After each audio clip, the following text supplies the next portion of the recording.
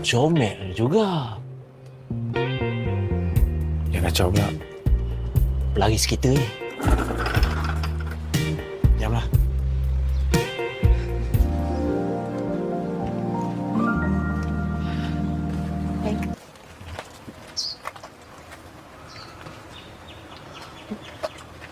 So plan korang nak operate mesin ni dalam van ni ke? Konsep dia, kafe bergerak.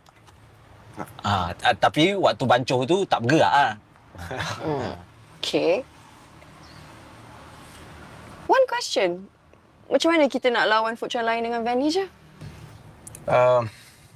Special dia, mesin ni. And you? Kita. Ha? Dia lah. I guess dia ada charm dia. It's cute. Cute Cafe. Nama kita. Tak boleh. Kenapa? Nanti customer ingat kita tipu. Yelah, lepas dia tengok muka kau, muka aku. Tak boleh. Cute. Korang tak namakan lagi Okay. What about brew? Brew Cafe. No, just brew. Tak payah ada cafe.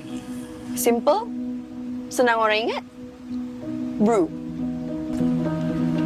Good, right?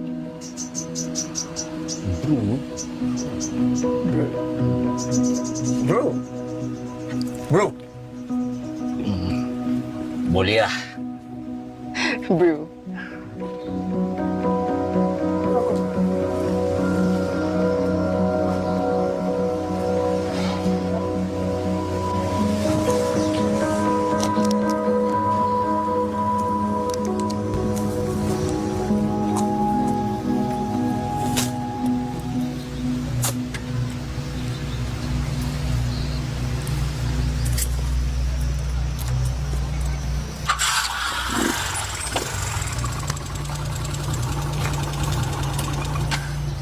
Syah.